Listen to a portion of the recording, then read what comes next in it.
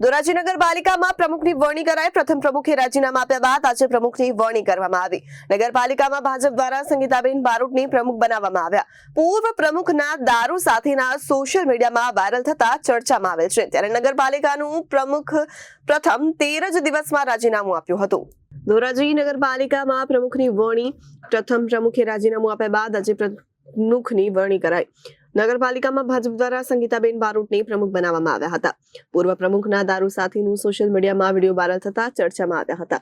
નગરપાલિકાના પ્રથમ પ્રમુખે 13 જ દિવસમાં રાજીનામું આપ્યું હતું, જે બાદ નગરપાલિકાનું પદ ખાલી પડતા આજે નવા પ્રમુખની ચૂંટણી યોજાઈ હતી, જેમાં વોર્ડ નંબર 4ના પાયલબેન ધોળકિયાનું સર્વાનુમતે પ્રમુખ જાહેર કરાયા। 2.5 વર્ષ માટે પ્રમુખમાં પદ સંભાળશે।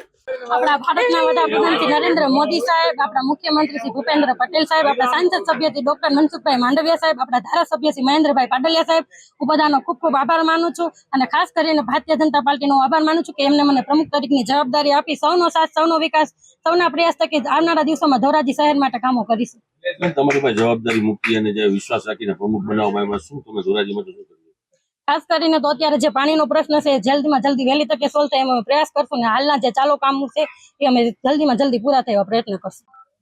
આજરોજ ધોરાજી નગરપાલિકાના પ્રમુખની વરણી હતી અને સર્વસંમતિથી એક જ અવાજે પાયલબેન ધોળકિયાના પ્રમુખ પાયલબેન ધોળકિયાની નવા પ્રમુખ તરીકે વરણી થઈ છે।